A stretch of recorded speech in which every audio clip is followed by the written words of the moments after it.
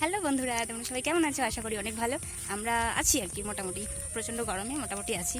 তো দেখতে পাচ্ছ আজকে একটা নতুন সদস্য আমাদের বাড়িতে। ইয়েস বাবু, ইয়ে হাই করে দাও, টাটা করে দাও একটু। তো আমাদের বাড়িতে এসছে ঈদের পরের দিনেই। তো দেখতে থাকো আজকের ব্লগটি, ভালো লাগবে আশা করি। চলো আমাদের সঙ্গে।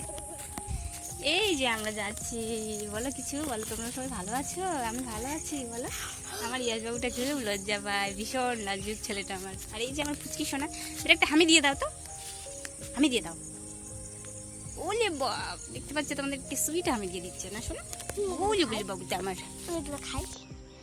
আর এই যে দেখতে পাচ্ছ আমরা এখন যাচ্ছিলাম, তো সামনেই দেখছি একটা পিসি, আর পিসি তার পরিবারকে নিয়ে বসে আছে মাঠে, পুকুর পাড়ে ছাগল চড়াচ্ছে। তো ওদের সঙ্গে একটু কথা বলছিলাম, গল্প করছিলাম, আমার মেয়ের সঙ্গে একটু কথা বলছিল, আর কি মজা আর কি। তো ওখানে একটু দাঁড়িয়েছিলাম যে ও কি সুন্দর লাগছে, পরিবেশটা দারুণ লাগছে। কুদরত, কি সুন্দর প্রকৃতি, আল্লাহ কতই না সৃষ্টি, কি সুন্দর কি সৃষ্টি করেছে, কি সুন্দর সবুজ সবুজ। আর এই যে কে যেন একটা সাইকেল নিয়ে যাচ্ছে, আর জাম খেতে এসেছিল, তো জাম খাওয়া হয়ে গেছে। তো এখন ওরা সাইকেল নিয়ে যাচ্ছে, ছেলে দুটো সাইকেল নিয়ে পড়ে যাচ্ছিলো, কারণ রাস্তার মধ্যে একটু কাঁচা রাস্তা, আর তার ভিতরে বৃষ্টি পড়েছে একটু করে, আর কাদা হয়ে গেছে রাস্তায়, তাই সাইকেলটা চালাতে পারছিল না, আবার পড়ে যাচ্ছে আবার পড়ে যাচ্ছে, ছেলে দুটো এরকম করছিল। আর এই যে দেখতে পাচ্ছ চারিপাশে জমিগুলো এখন ফাঁকা হয়ে গেছে, বৃষ্টি হয়েছে, এখন জমিগুলো হাল বেয়ে দিয়েছে, তারপরে অন্য কিছু ফসল লাগানো হবে। আর উচ্ছের গাছ হয়েছে পাহাড়টাতে। আর এই যে আমার ইয়াসবাবু আগে আগে চলছে, আমরা পিছু পিছু। আর আমার সোনা, আমি ভয়েস দিচ্ছি এখন, আমার সোনায় একটু ডিস্টার্ব করছে, তো তোমরা একটু ম্যানেজ করে নিও প্লিজ। আর এই যে একটা সামনে আম গাছ দেখতে পাচ্ছ, আমগুলো হয়েছে প্রচণ্ড লাল লাল, পেকে গেছে একদম। আর আমি আর বাবা যাচ্ছিলাম লঙ্কা খেতে, আর ওখানে ভীষণ পিঁপড়া ছিল, দাঁড়াতে পারছিলাম না। আর লঙ্কাতে এত, এই অন্যের লঙ্কা এগুলো এত ঘাস হয়েছে, মানে লঙ্কার থেকে ঘাস আগাছাই বেশি, দেখতে পাচ্ছ তোমরা। আর লঙ্কা যদিও আছে সব পেকে গেছে, আর ফুলও হয়েছে। এগুলো হচ্ছে অন্যের একটা দাদু হবে, আমাদের পাশে বাড়ি ওদের। তো দেখতে পাচ্ছ। আর ইয়াসবাবু দৌড়ে পালিয়েছে, কারণ ওখানে প্রচণ্ড পিঁপড়া ছিল, যার কারণে আমরা দাঁড়াতে পারছিলাম না ওখানে। হ্যাঁ, আর এই যে আমরা এখন লঙ্কার জমি দিয়ে দৌড়ে দৌড়ে দৌড়ে দৌড়ে চলে যাচ্ছিলাম, যেটা তোমরা দেখতে পাচ্ছ না।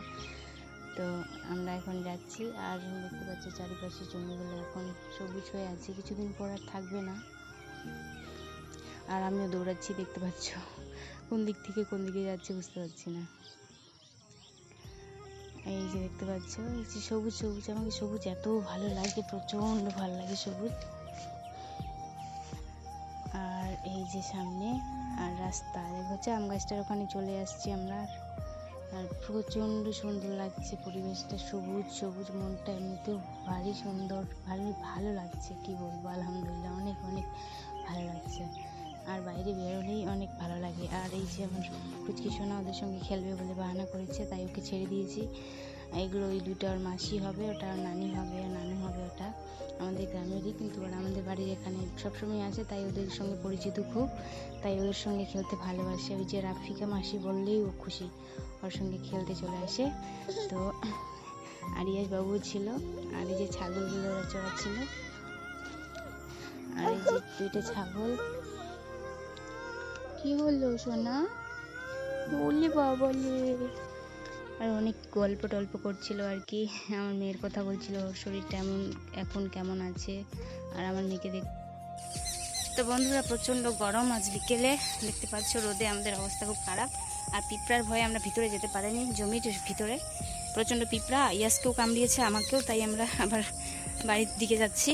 তো আজকের ব্লগটি এখানেই শেষ করছি, সবাই ভালো থেকো, সুস্থ থেকো, আর আমার চ্যানেলটি অতি অবশ্যই সাবস্ক্রাইব করো কেমন। ধন্যবাদ সবাইকে, দেখা হচ্ছে নেক্সট কোনো ভিডিওতে। টাটা শোনা, টাটা করে দাও, দেখো টাটা করে দাও, এদিকে রাজ টাটা করে দাও, টাটা করে দাও শোনা, টাটা করে দাও, আর এদিকে দেখো, এদিকে আমু কি বলছে, টাটা করে দাও, টাটা বাই।